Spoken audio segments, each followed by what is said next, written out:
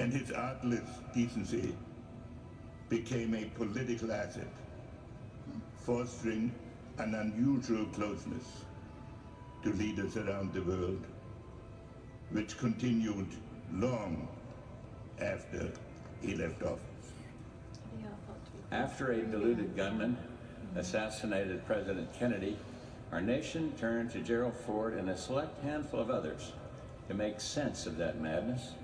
And the conspiracy theorists can say what they will, but the Warren Commission report will always have the final definitive say on this tragic matter. Why? Because Jerry Ford put his name on it, and Jerry Ford's word was always good. Gerald Ford brought to the political arena no demons, no hidden agenda, no hit list or acts of vengeance. He knew who he was, and he didn't require consultants or gurus to change him.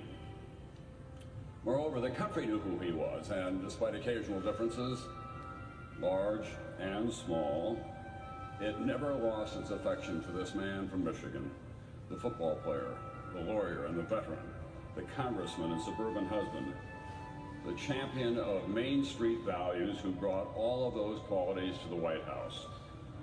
Once there, he stayed true to form, never believing that he was suddenly wiser and infallible because he drank his morning coffee from a cup with a presidential seal. He didn't seek the office, and yet, as he told his friend, the late great journalist Hugh Sidey, he was not frightened of the task before him. As a star football player for the University of Michigan, he came face to face with racial prejudice when Georgia Tech came to Ann Arbor for a football game.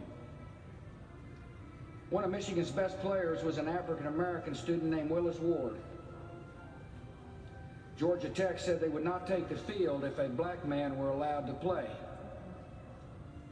Gerald Ford was furious at Georgia Tech for making the demand and for the University